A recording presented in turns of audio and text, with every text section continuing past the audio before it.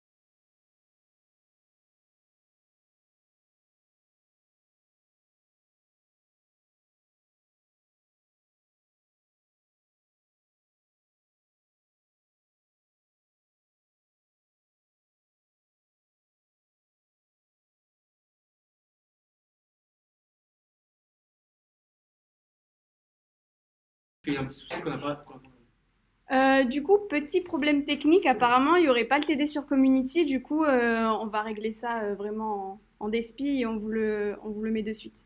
Voilà.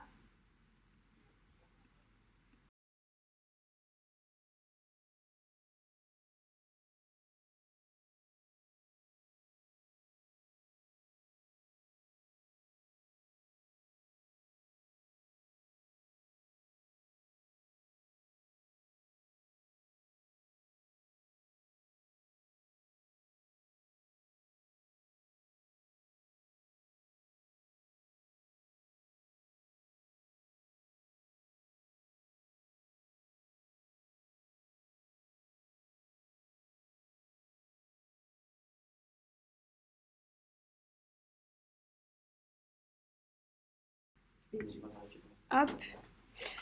Du coup, normalement, on va commencer parce que normalement, l'exercice 1, vous l'avez déjà eu. C'est comme c'était à faire à la maison. Du coup, le temps que le TD arrive, on va commencer à la correction. Exercice 1, du coup, je vais lire l'énoncé avec vous. Dans le service d'imagerie médicale du professeur Monteil, on utilise de l'iode 131 pour réaliser les scintigraphies. On a une solution d'iode 131 préparée pour avoir une concentration de 13,5 millicuries pour midi, le lundi. On a la famille Barba-Papa qui se rend au CHU pour tous faire une petite scintigraphie osseuse et on sait que le premier rendez-vous est le lundi à 8h et que on injecte une dose de 70 mégabecquerels par Barba patient. Et du coup, on sait aussi une autre information que les rendez-vous sont espacés de 30 minutes. On a plusieurs données, donc le T1,5 de l'iode qui est de 8 heures, et on sait qu'il y a 9 personnes dans la famille qui vont arriver dans cet ordre pour la scintigraphie. Première question, nous demandait de calculer l'activité initiale à 8 heures en becquerel. Alors, on nous dit dans l'énoncé qu'en fait on a une activité de 13,5 millicuries à midi. Et en fait, on va juste tout simplement faire un produit en croix pour trouver la quantité d'iode 131 à midi en becquerel. D'abord, en fait, ce qu'il faut savoir, c'est qu'en fait, il faut savoir là, déjà tout simplement la conversion des curies en becquerel. On sait qu'un curie, c'est 3,7 fois 10 puissance 10 becquerel. Ça, c'est vraiment à savoir. Ça tombe tout le temps et c'est vraiment quelque chose qu'il faut vraiment savoir. Alors, du coup, on fait notre petit produit en croix, pardon.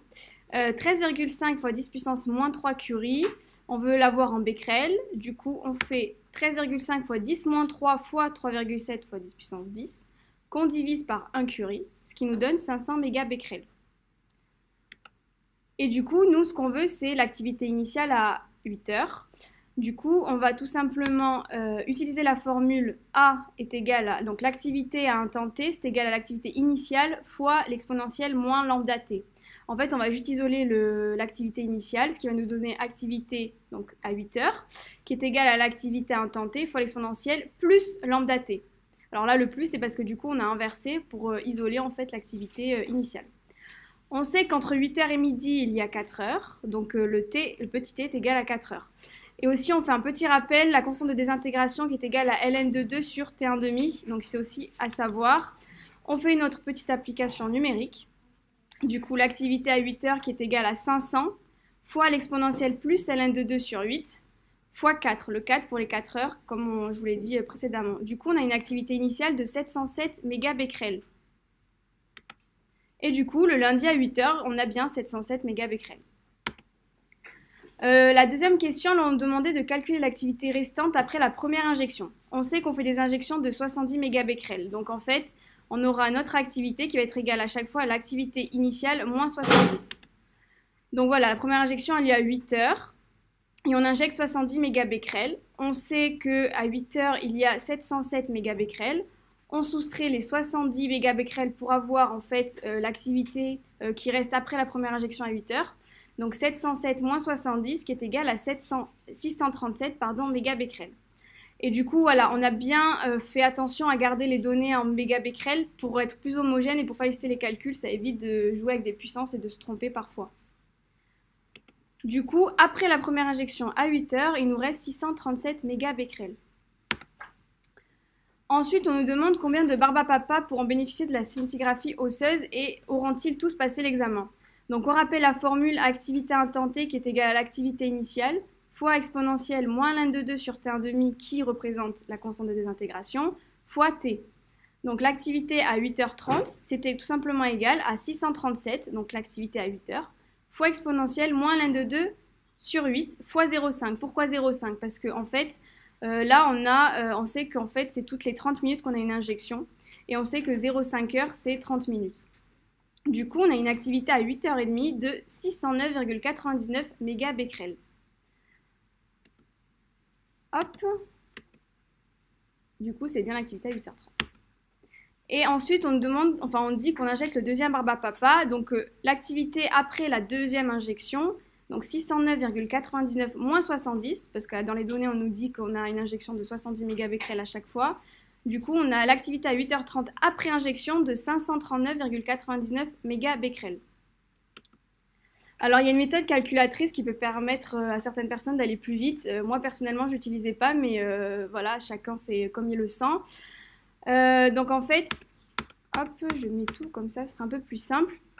En fait, on fait le calcul une fois, tout d'abord, et ensuite, on va taper tout simplement rep pour avoir en fait le résultat qu'on avait précédemment, fois exponentielle moins ln de 2 sur 8 fois 0,5. Le exponentiel moins ln de 2 sur 8 fois 0,5, en fait, ça va toujours rester la même chose. Du coup, c'est pour ça qu'on peut faire rep fois ce que je viens de vous dire, moins 70 parce qu'on a une injection de 70 mégabecquerels à chaque fois.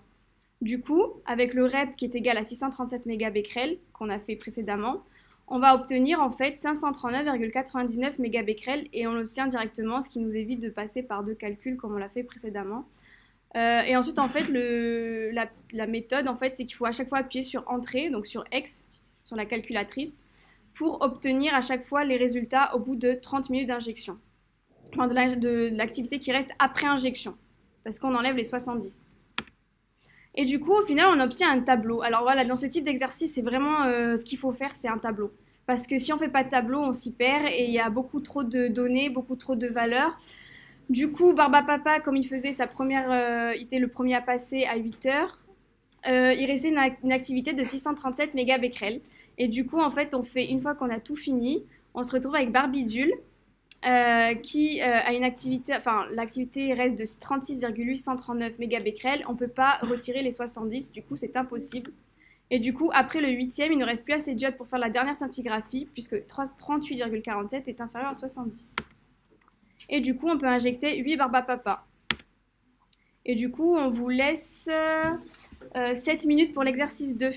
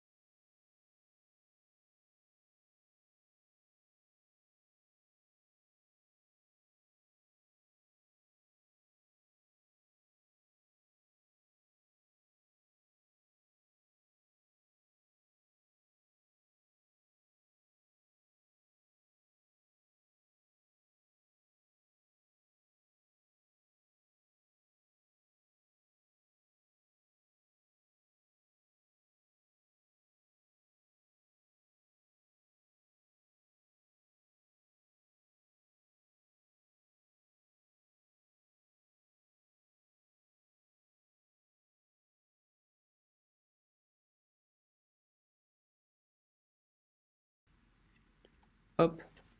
Bon, ça devrait faire assez de temps. Normalement, on va corriger l'exercice 2.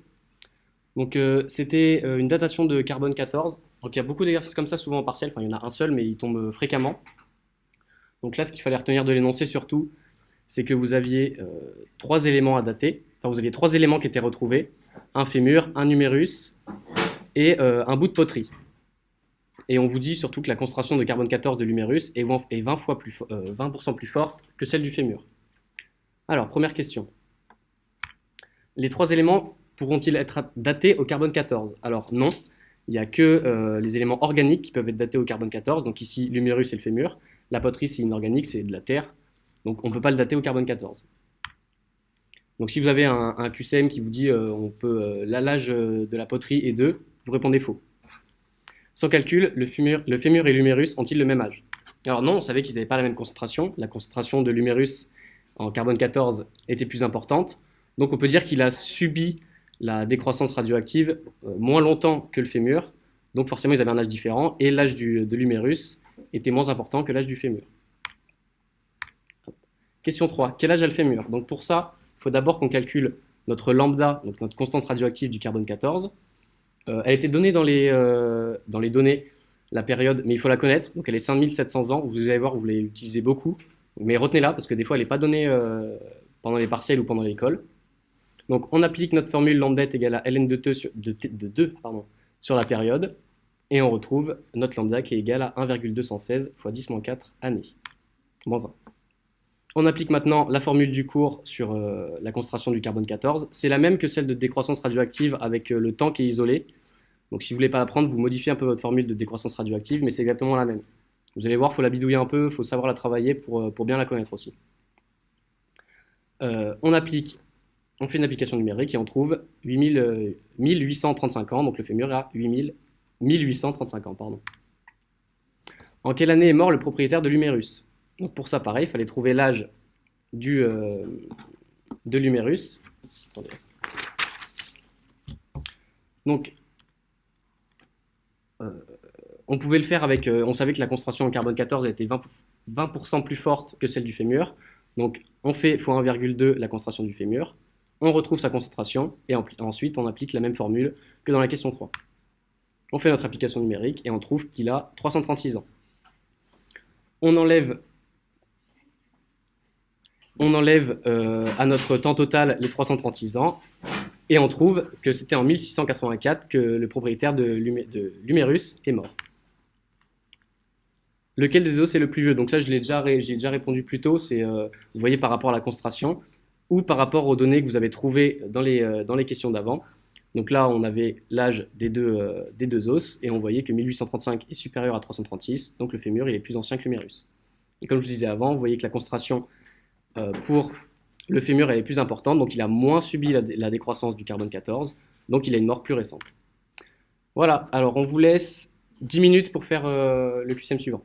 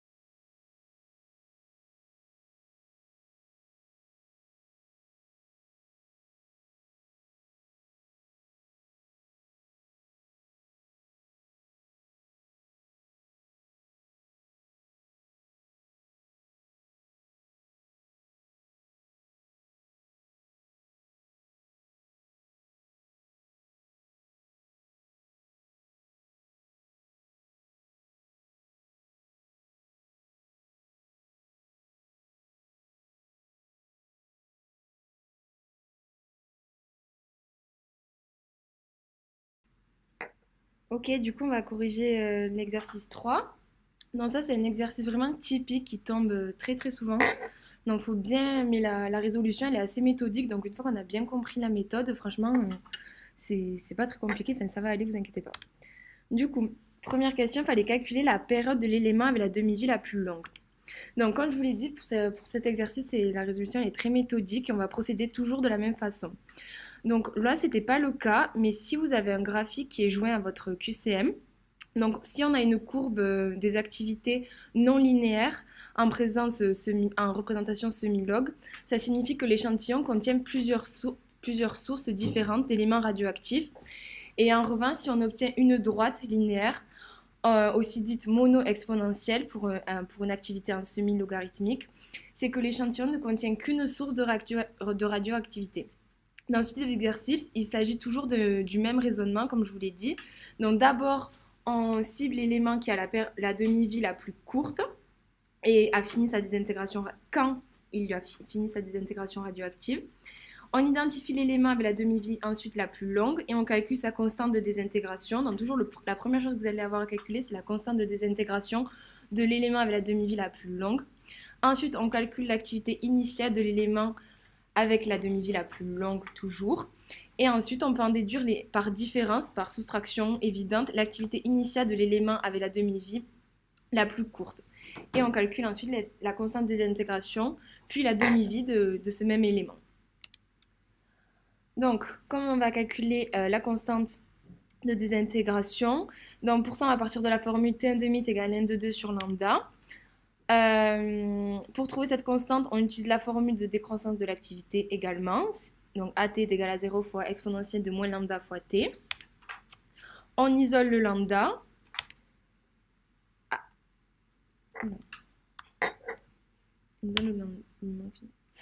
Donc, à présent, on peut prendre deux mesures de la désintégration se trouvant à partir de 30 minutes, car c'est à partir de ce moment-là qu'il n'y a qu'un seul élément dans la solution. Donc, on pouvait prendre n'importe quelle valeur après 30 minutes. Donc, deux valeurs à 10 minutes d'intervalle. Donc, on prendra un t est égal à 10 minutes. Il est possible de prendre l'écart de temps que l'on veut, tant qu'il est au-dessus de 30 minutes, c'est bien ce que je vous disais. Cependant, un intervalle de temps plus grand permet une meilleure précision. Donc, souvent, 10 minutes, là, ça allait. Et enfin, on peut calculer le lambda et on trouve 0,012 minutes moins 1.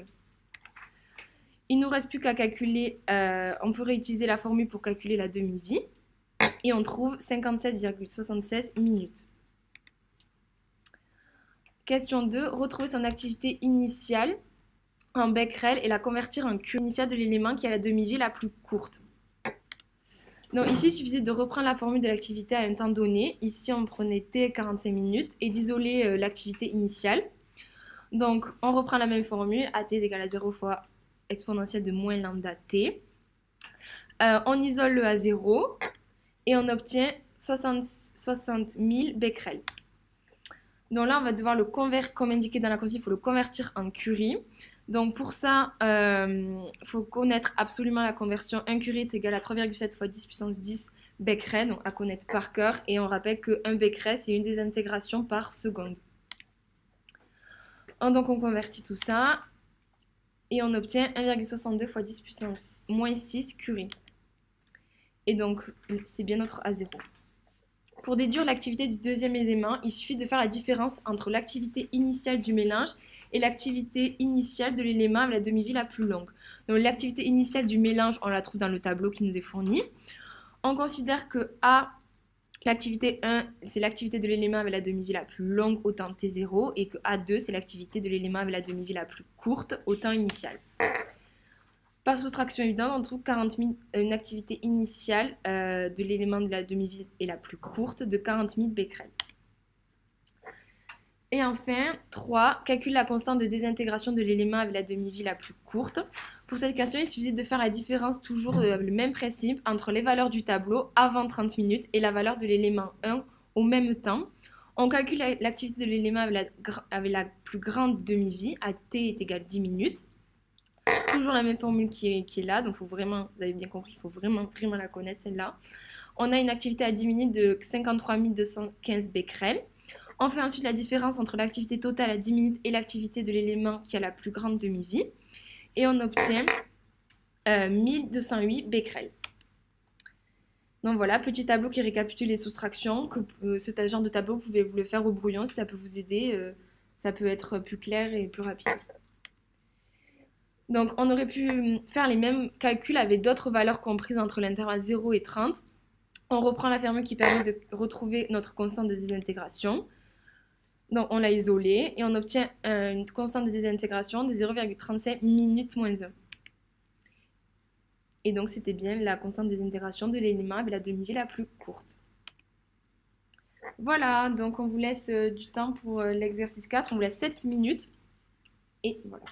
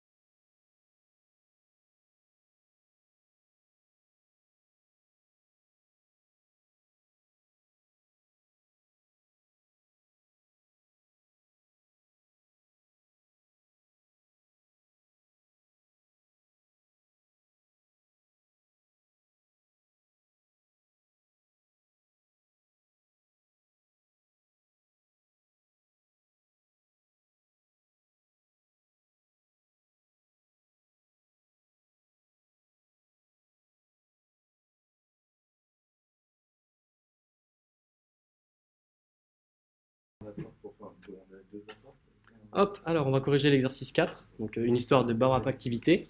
C'est un exercice de décroissance radioactive comme on peut en faire tout simple, quoi. Alors, première question. Donc on vous donnait d'abord dans l'énoncé, on savait qu'on étudiait le krypton 83. On vous donnait l'activité initiale du krypton en mégabecquerel, et dans les données, on vous donnait la période du krypton en heures. En première question, il fallait calculer la constante radioactive de l'élément, donc en seconde moins 1, faites gaffe, c'est important, on vous donne la période en heures, il va falloir faire une conversion.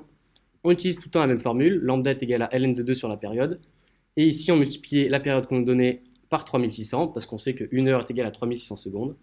On faisait notre application et on retombait sur le bon résultat. Donc, petit rappel, la demi-vie, c'est un temps, donc la période c'est un temps, donc c'est en heures, en secondes, alors que la constante radioactive lambda, c'est un temps moins 1, donc en heure moins 1, minute moins 1, seconde moins 1, etc. C'est important parce qu'on peut vous faire des pièges en QCM avec une constante radioactive qui est donnée en secondes, et là il faudra mettre faux parce que l'unité n'est pas la bonne. Faites gaffe à ne pas vous faire piéger là-dessus. Deuxième question, calculer l'activité de l'élément au bout de 3 heures en becquerel. Donc ici on appliquait notre formule de désintégration, de décroissance radioactive. Donc l'activité au temps t est égale à l'activité initiale fois exponentielle de moins la constante radioactive fois le temps. Ici le temps c'était 3 heures. On applique notre formule avec l'activité initiale qui était donnée dans l'énoncé. On fait attention, elle est donnée en mégabecquerel. Ici on vous la demande en becquerel. On sait que 1 mégabecquerel c'est 10 puissance 6 becquerel. Donc ici 10 puissance 9 parce qu'on avait déjà un 10 puissance 3. On fait notre application et on retombe sur 2,8 fois 10 puissance 9 becquerel. Donc voilà, il faut bien faire la conversion, c'est important aussi. On peut vite se tromper en énoncé et en QCM et pas avoir la bonne réponse alors qu'elle était bonne. Troisième question, calculer l'activité de l'élément au bout de 5h30 en Curie. Donc ici c'est comme la question précédente, sauf que le résultat est demandé en Curie. Donc d'abord, on calcule notre activité en becquerel, avec exactement la même formule qu'avant. Donc toujours on fait attention à convertir les mégabecquerels en becquerel. On trouve notre activité au bout de 5h30, donc ici notre temps T c'est 5,5. Pareil, on multiplie par 3600 parce qu'on l'a en heures et il le faut en secondes, vu que notre constante radioactive est en secondes. On trouve 1,105 fois 10 puissance 9 becquerel et on convertit le résultat en Curie parce qu'ici c'est demandé en Curie. Donc ça, il faut l'apprendre, hein. Un Curie c'est égal à 3,7 fois 10 puissance 10 becquerel, c'est important, on ne vous le donnera pas pendant les partiels. On fait notre conversion et on retrouve ici 0,03 Curie. Question 4. Calculer le pourcentage d'activité restante au bout de 7 heures. Donc ici, il va falloir d'abord calculer l'activité restante au bout de 7 heures et ensuite faire le rapport de notre activité au bout de 7 heures sur notre activité initiale pour trouver notre pourcentage. Donc on fait l'application numérique pour trouver l'activité au bout de 7 heures. C'est la même que juste avant. De toute façon, cette formule, il faut bien la connaître, essayer de la manier dans tous les sens en isolant que ce soit le temps, la constante radioactive, l'activité initiale, parce que vraiment, on va vous demander de la connaître par cœur et on va vous demander tous les éléments qu'il y a dans cette formule, on peut vous les demander. Donc apprenez à bien la manipuler, cette formule, elle est super importante. On trouve notre activité au bout de 7 heures qui est de 6,32 fois 10 puissance 8 becquerel. On fait ensuite notre rapport de l'activité qu'on a trouvé sur l'activité initiale et on trouve que l'activité restante au bout de 7 heures est égale à 7,4% de l'activité initiale. Voilà, donc l'exercice 5, on vous laisse 9 minutes.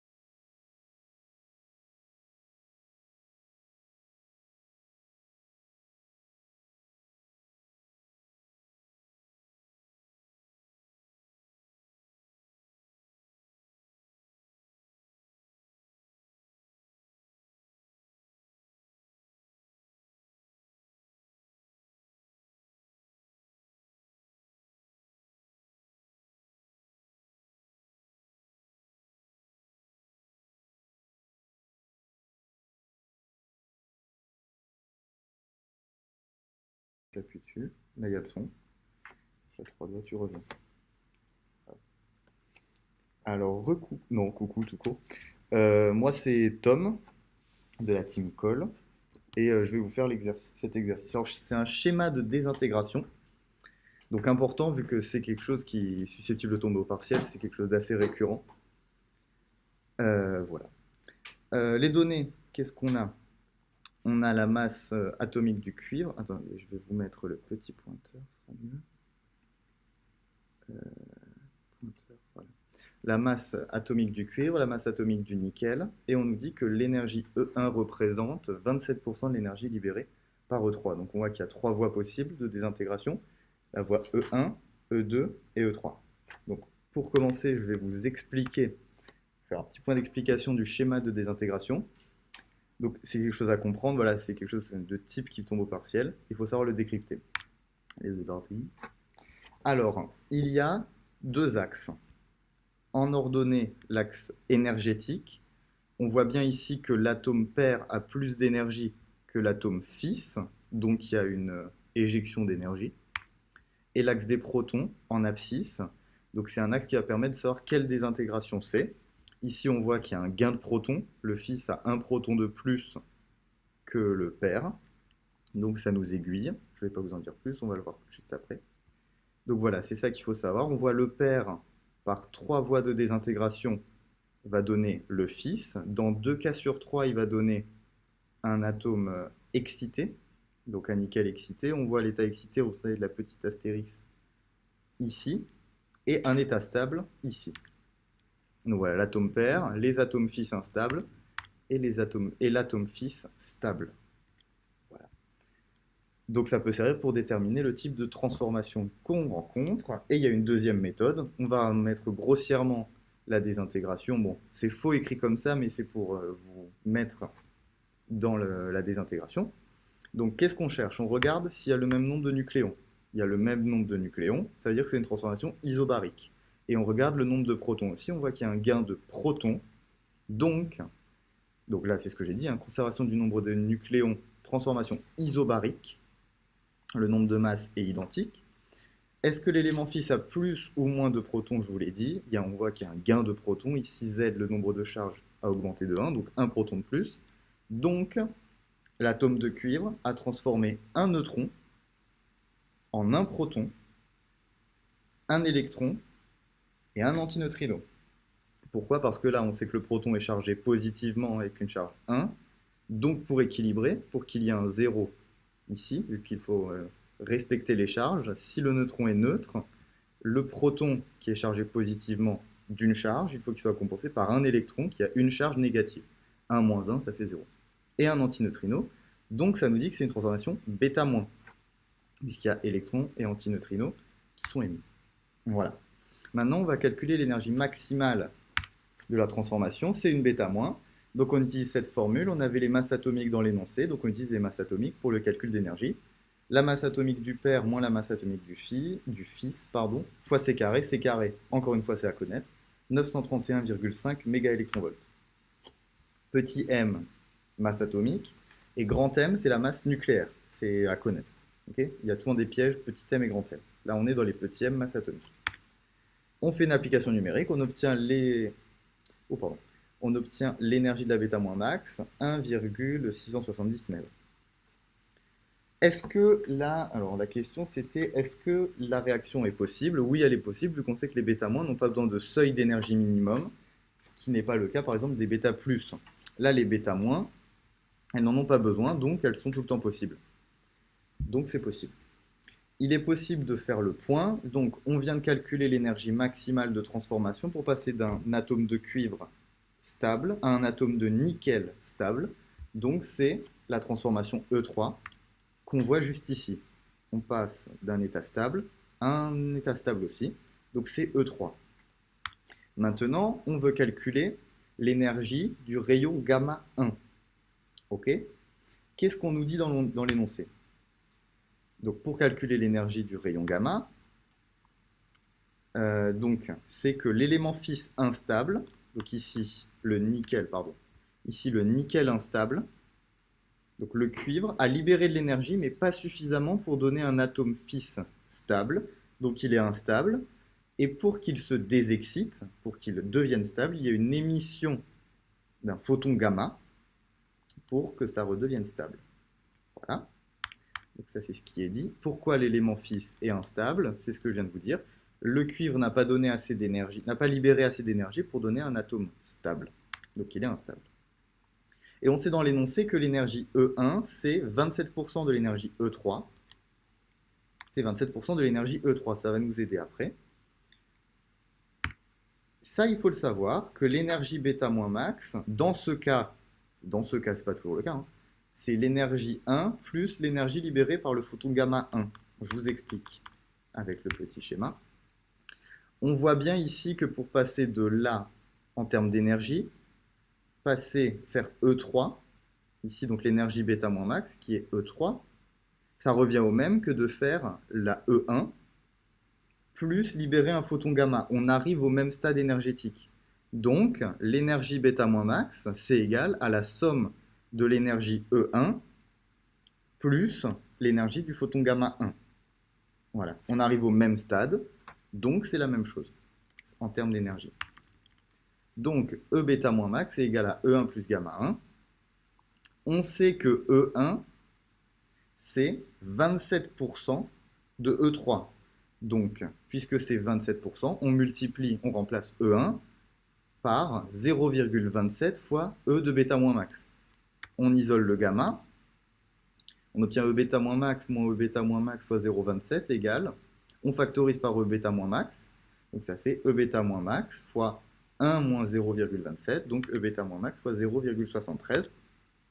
On fait une application numérique et on obtient 1,2191 mégaélectronvolts. Et voilà, j'ai fini. On vous laisse 8 minutes pour l'exercice 6.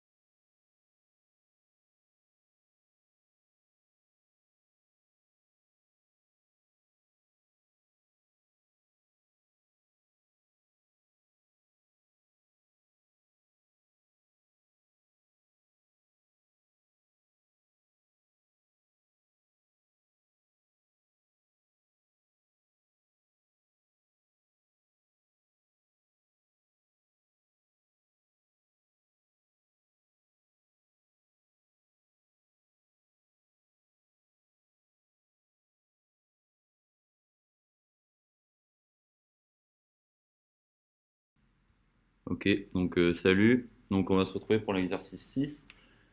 Donc dans l'exercice 6, il y a plusieurs.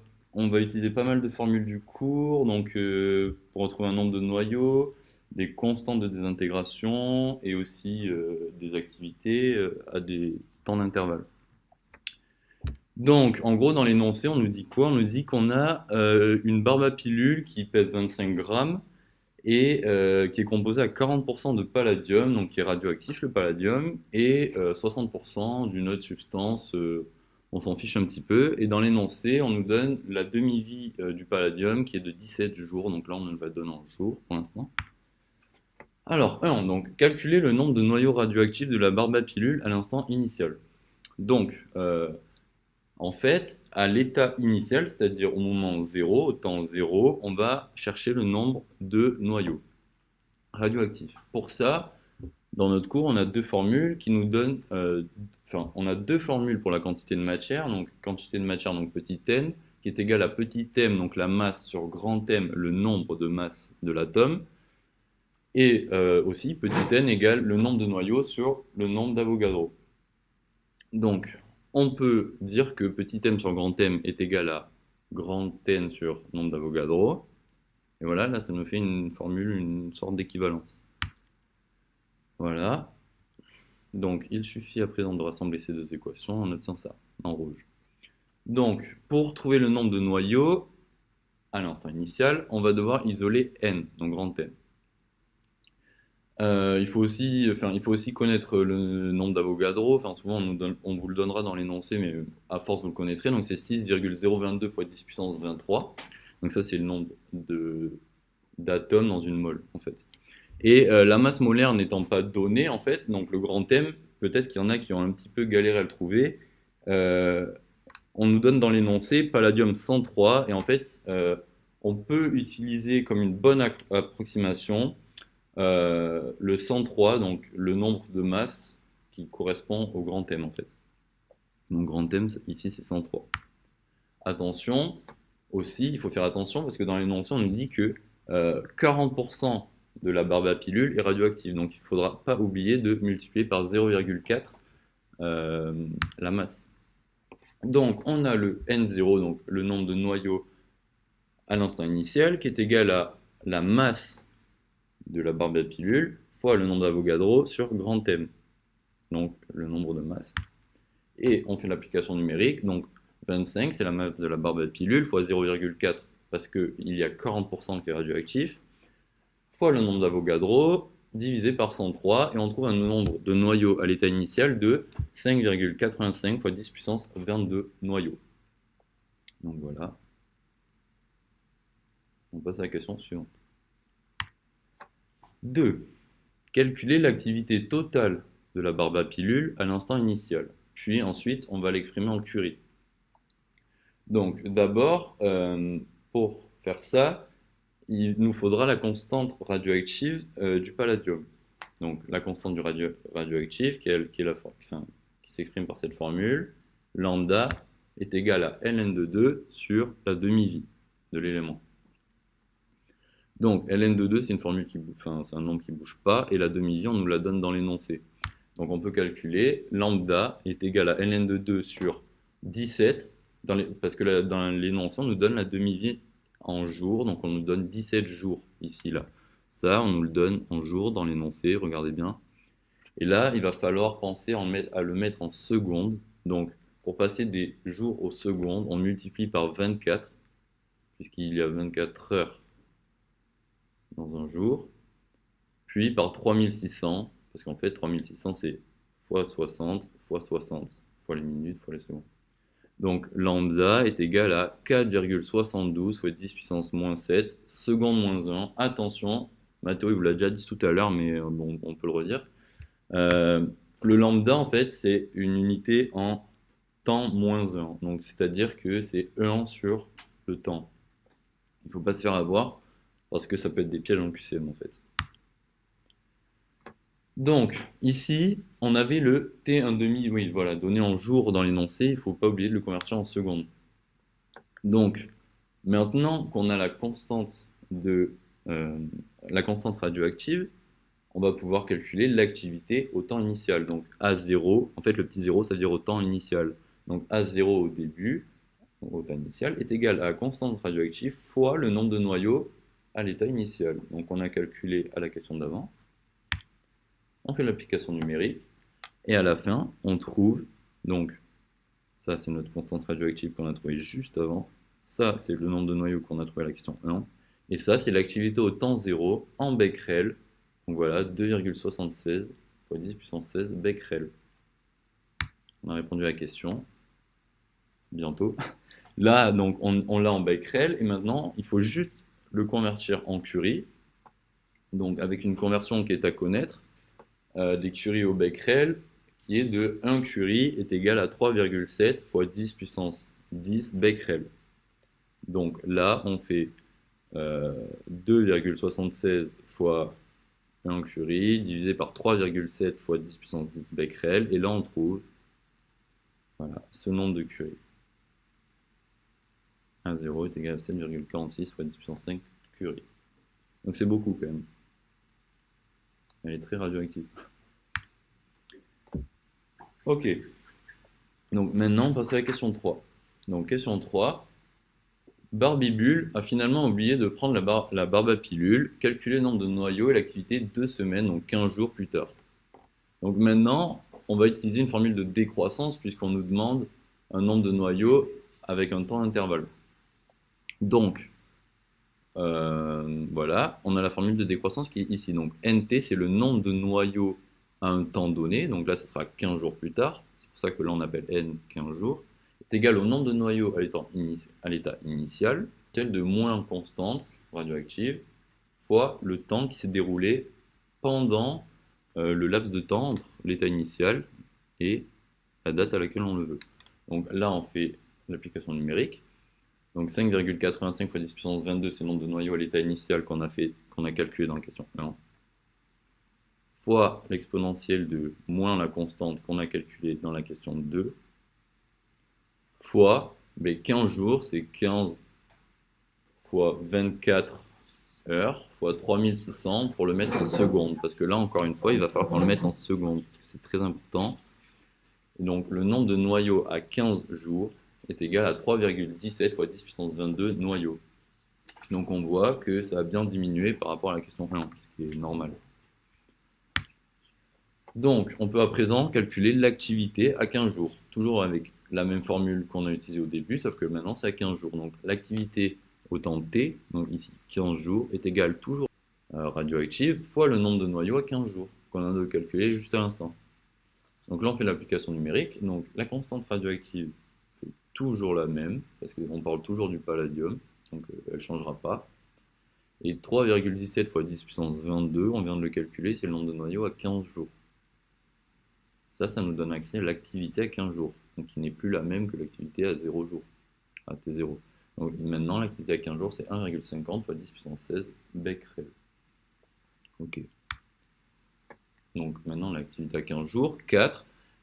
Calculer la masse de la barbe à pilule à la fin des 2 semaines. Donc forcément, ça a perdu de l'activité ici, donc ça a perdu de la masse. Donc en considérant que la quantité de substance inconnue n'a pas varié, donc les 60% de la pilule, eux, ils ne varient pas, et on va donner le pourcentage de palladium présent dans le mélange à la fin.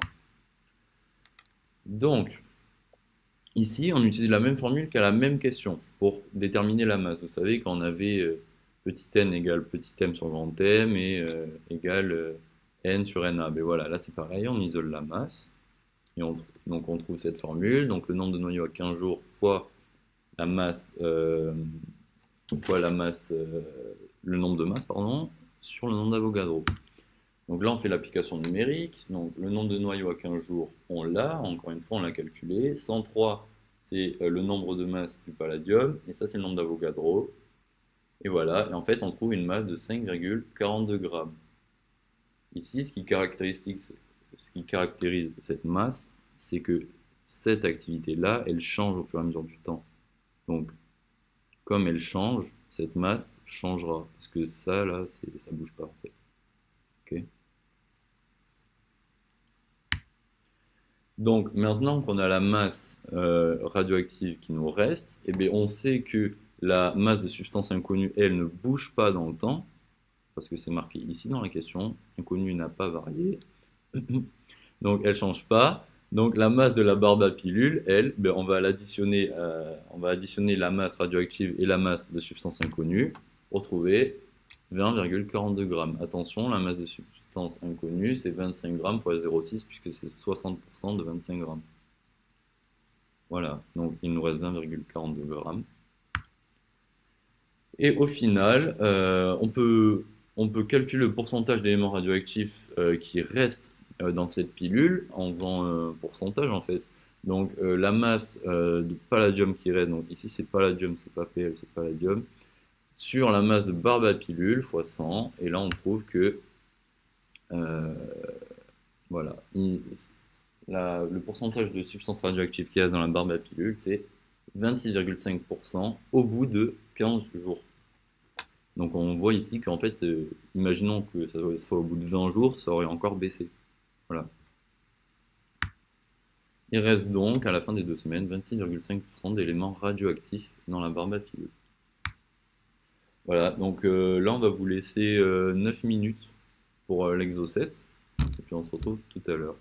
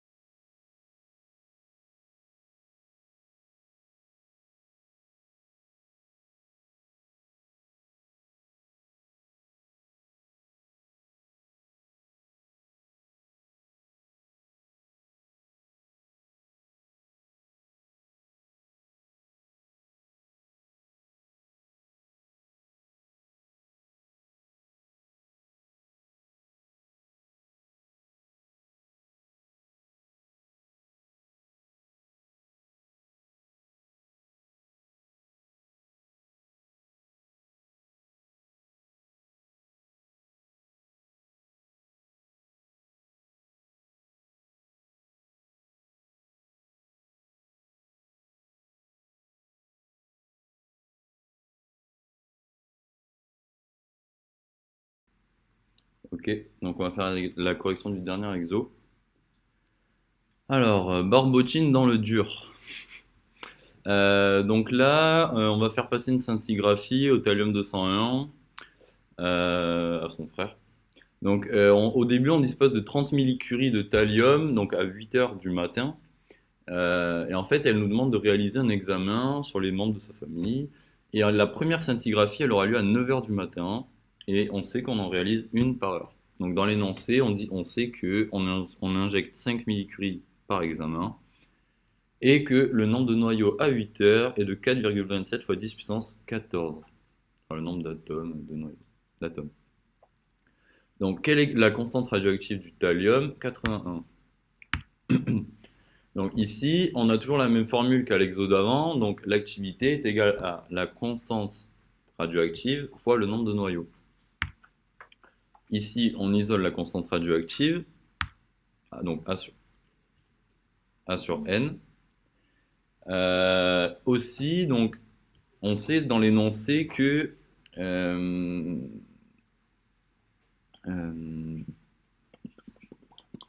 ah oui, donc ici, donc, on a la conversion. Donc 1 curie est égal à 3,7 fois 10 puissance 10 becquerel. Attention, ici, il manque becquerel. Là, il manque becquerel. Et donc, dans l'énoncé, on nous dit qu'au début, on a 30 millicuries. Ok. Donc ici, c'est un produit en croix. Donc on va faire 30 fois 10 puissance moins 3, parce qu'attention, c'est en millicuries. Donc 30 millicuries égale 30 fois 10 puissance moins 3 curie.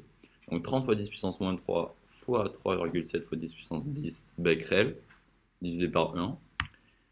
Et donc là, c'est comme ça divisé par 1. Et on va trouver que 30 millicuries correspondent à 1,11 fois 10 puissance 9 becquerel. Ok.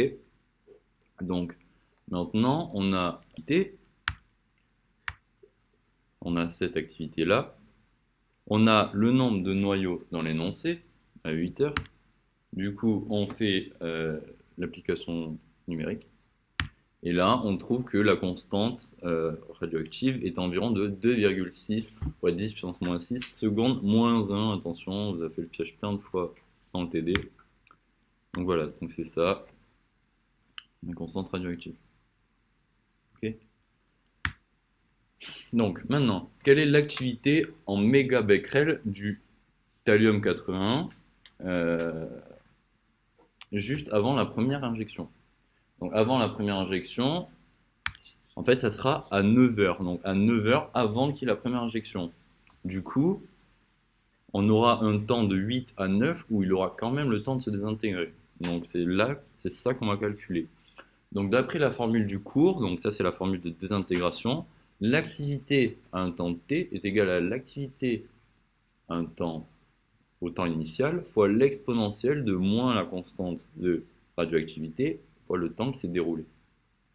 Donc ça, c'est la même formule qu'on avait utilisée tout à l'heure avec les noyaux. En fait, c'est la même c'est la même manière de se désintégrer pour l'activité les noyaux. Donc on connaît ici l'activité à 8 heures. À 8 heures, on vient de la calculer juste avant, elle était de 1,11 fois 10 puissance 9 becquerel. Ici, on va la chercher à 9 heures, donc juste avant la première injection. Voilà, donc là, l'activité à 9 heures est égale à l'activité à 8 heures fois l'exponentielle de moins la constante fois le temps qui s'est déroulé, donc 1 heure. Ça, il faudra le mettre en secondes. Voilà. Donc attention à bien convertir le temps en secondes pour homogénéiser les unités. Donc la constante, déjà lambda est en secondes moins 1. Donc 1 heure, c'est 60 fois 60 secondes. Voilà, donc 3600 secondes.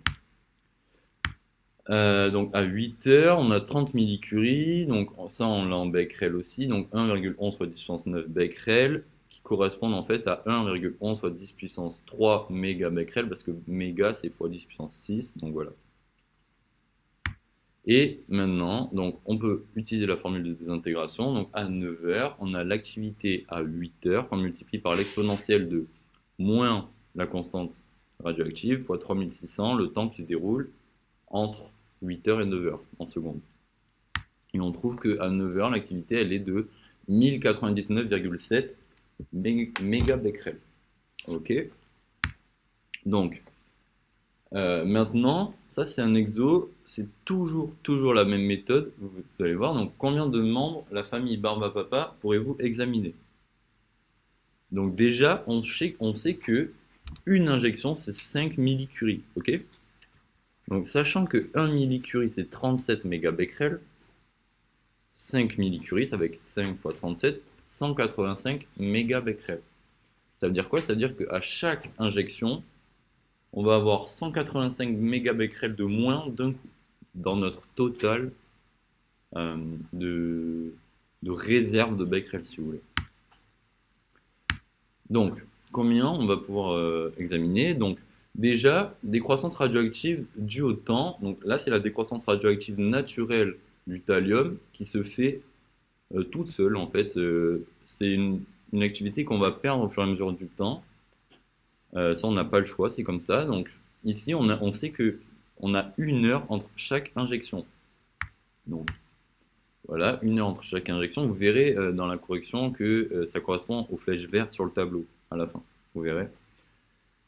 Donc, l'activité à un temps X sera égale à l'activité qu'on aura trouvée juste avant fois l'exponentielle de moins 2,6, donc la constante fois 10 puissance moins 6 fois toujours 1 heure. En fait, la seule chose qui va changer, c'est ça. Okay. Donc, on sait qu'on a une injection de 185 mégabecquerels par membre de la famille. Ça, c'est la flèche bleue sur le tableau. Vous verrez à la fin. Donc, l'activité après une injection, okay, sera l'activité de avant l'injection moins 185. Et ça, c'est les 185 mégabecquerels qu'on enlèvera à chaque injection. Et vous verrez qu'à un moment, on ne pourra plus injecter 185 mégabecquerels. Du coup, ça voudra dire que on ne peut plus on ne peut plus soigner une personne de plus. Ok? Donc voilà, ça c'est ce que je vous disais. La flèche verte correspond à la désintégration naturelle du thallium, donc avec cette formule. Donc ça c'est en 1 heure, il perd des becquerels parce qu'il se désintègre tout seul. Ok? Et les flèches bleues, ici, c'est ce qu'on injecte. Paf, vous dites qu'une flèche bleue, c'est une piqûre de becquerel. Ok? Et on voit donc, ici, ça fait comme ça. Au début, on a ça, à 9 heures. Ok? On l'a calculé dans la question d'avant. Pouf, une injection. On se retrouve à 914,7 mégabecquerels. Ok? Parce que là, on a utilisé 185 mégabecquerels. Hop, hop, hop, ça se désintègre tranquillou. En 1 heure, on tombe ici. Oh, mais on sait qu'on a assez pour refaire 185 mégabecquerels. Pouf, on réinjecte. Ça se désintègre. On injecte au patient, 3 patients. Ça se désintègre. On réinjecte au patient, 339. Mais on a assez. Ça se désintègre. On a encore assez. Une injection. Là, ça fait 5 patients qu'on sauve. Et là, il nous reste 151 mégabecquerels. Ah, ben là, bon, ça va se désintégrer, mais on n'aura plus 185 parce que c'est inférieur. Donc, ça voudra dire qu'on ne peut plus sauver personne. Donc là, jusqu'à maintenant, on a sauvé 1, 2, 3, 4, 5 patients. Donc voilà, on pourra examiner 5 membres de la famille. Et pas un de plus parce qu'on n'a plus assez là. Vous voyez bien. Voilà. Donc voilà, c'est fini. Merci d'avoir été là pour nous regarder. Si vous avez des questions, vous les posez sur le forum. Il n'y a pas de souci, on est là pour ça. Voilà. Et on vous fait plein de bisous. On peut pas. Force à vous. Et voilà. Voilà. Salut. Salut. Bisous.